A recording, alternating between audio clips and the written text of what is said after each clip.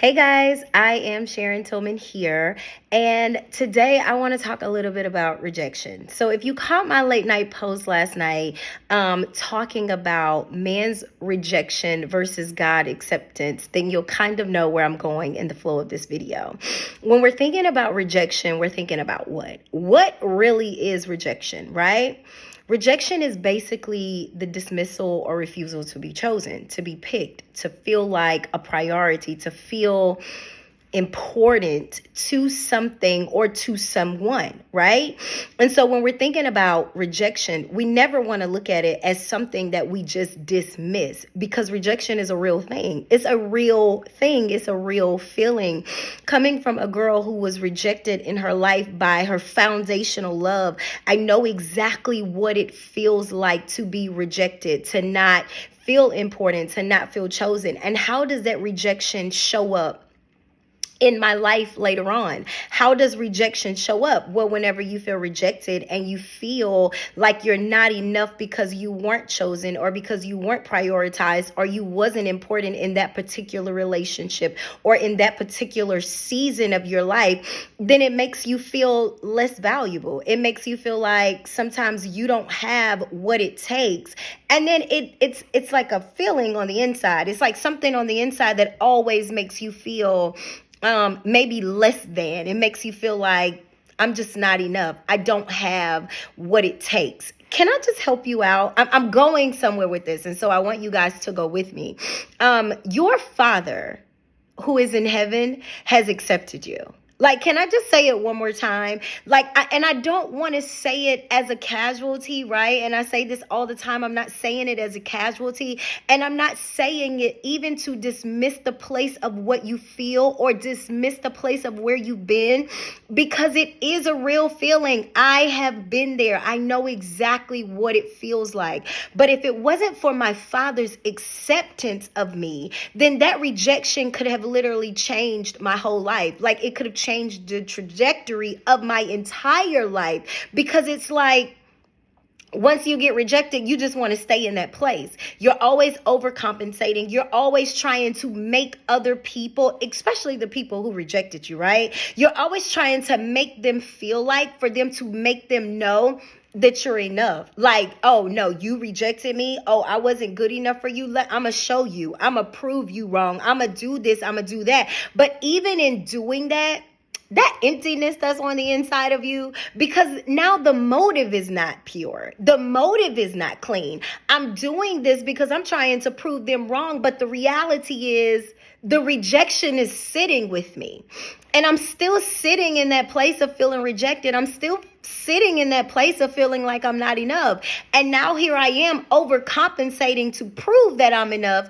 But on the inside, I still don't feel it. So I might be showing up on the outside trying to prove people wrong, trying to make them feel like I'm enough. But the inside is still, it doesn't feel that way. But can I just tell you that if you want to correct that thing from the inside out, the best way for you to overcome rejection is to realize that your Father has accepted you, that your Father thought enough of you to pre-plan a purpose for you even before putting you in your mother's womb. You're always going to hear me say that, because it lets you know that you're valuable. It lets you know just how much value resides on the inside of you. It lets you know that even if man didn't feel like it, listen, if your mom or dad, if your husband or wife, if your brother or sister, your preacher, your pastor, your cousin, your auntie, your uncle, whomever, if they never felt like you were enough, if your showing up is not enough for them, and it's not enough for them to say that you're valuable or for them to accept you, can I just tell you that the Father's acceptance of you has solidified the value? The Father's acceptance of you has already put standard on it. It's put stamp on it to say, I don't care how other people feel. My Father has let me know that I am valuable and that I am more than enough. And I don't have to walk around in this feeling of rejection. If they choose not, and this is the perspective that I want you to get, because I'm always talking about, you got to start looking at things from a different lens, right? I just had a session on last night, and in my session, I was able to tell this individual, like, Now you got to start looking at it from a different lens.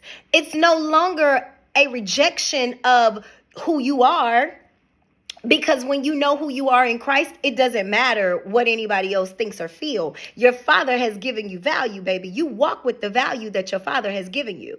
But when you start to look at it as a different lens, the rejection is like, no, they had a choice. They made a different choice. And I'm going to learn to be okay with that. I mean, it sounds simple, but the reality is we allow rejection to sit and rest and rule and abide in our lives to where we feel like even when we accomplish what they said we couldn't accomplish, even when we do something different from what they said that we couldn't do, we're still walking around bound. We're still walking around in condemnation. We're still walking around with chains on because the rejection has literally put you in a chokehold. So let me just help you. The acceptance of your Father is greater than the rejection of any man. And when I say any man, I mean any man. I don't care who the man or woman is. The acceptance of your Father solidifies that you are valuable, that you are more than enough, that you were bought with a purpose. You were bought with a price. The Father had a plan for you. His plan to prosper you. His plan to make you a prophet of the nation. His plan for you to be the mouthpiece of him. His plan for you to be the display of him. For him to get the glory out of your life. He had a plan and a purpose and a destiny for your life. That is more than enough to solidify your value in him. And can I just take it a step further? Because I want to help you guys today, right? I know you feel like, okay, I got that, Sharon. I got that thing. And I've been delivered from the rejection. But don't think that the rejection ain't going to show up again. Listen, I don't want you to ever think that the enemy knows that's a place of struggle for you. That's a place where you had to really overcome. You really had to submit that to your Father. Don't think that the rejection won't ever show up again. That you won't ever feel like you're being rejected at another point in your life when you don't get chosen or when you don't feel valued or when you don't feel important. That's when you start to use that different lens. That's when you start to put things into perspective and be like, you know what? They had a choice. And if they didn't choose me, that's okay. I don't have to overcompensate to make them feel like that they made the wrong choice. I'm just going to be who I am because you are who you are according to your Father. Who are you? Who are you and how are you showing up? How are you showing up? Because this is what I'm telling you. This is one thing I know for certain and two things that I know for sure. Whether they ever come back and tell you or not, they'll regret it in the long run if you are who you are displaying. If you are who your Father has told you that you are, if you are walking in boldness and if you are walking in authority, listen, you don't have to dim your light. You don't have to walk around here and be bound by anything that happened to you in your past, anything that happened to you in your present. And listen, if rejection ain't hit you yet, wait a while. What the old folks used to say, they used to be like, baby, if you ain't never had no rain in your life, wait a while. If you have never experienced the feeling of rejection, just wait a while. Because it comes to all of us, but we don't have to wear it. Rejection is something that we experience. It doesn't become who we are. It doesn't become a mark on us, a stamp on us. We are not walking around with the scarlet on our face or on our chest because we've been rejected. No, it's a part of who God is calling us to be. That's just a place that you're going to walk in, but I promise you, stored it correctly and you're going to walk right through that place and you're not going to have to come back. You're not going to have to enter it again. I need you guys to know that rejection is not the final destination for you. Don't you dare allow rejection to keep you crippled, to keep you bound, or to keep you in chains of becoming and going forth and being exactly who God has called you to be. There is a plan and a purpose for you. Jeremiah 1:5 lets us know that God He thought about us. We were valuable enough for him to sit down and say, listen, I'm going to do something great in that one. and she don't even know it yet. Her mama don't even know it yet because I ain't even put her in. She ain't even in the womb yet. She ain't even thought of yet. But I'm thinking of you. Now, come on. You tell me that a father who thinks about you before he even creates you doesn't place a stamp or a standard of value on you that solidifies all standards of value. It solidifies who you are. It solidifies what you mean to him. And what you mean to him is enough. Listen to me. I need you to know.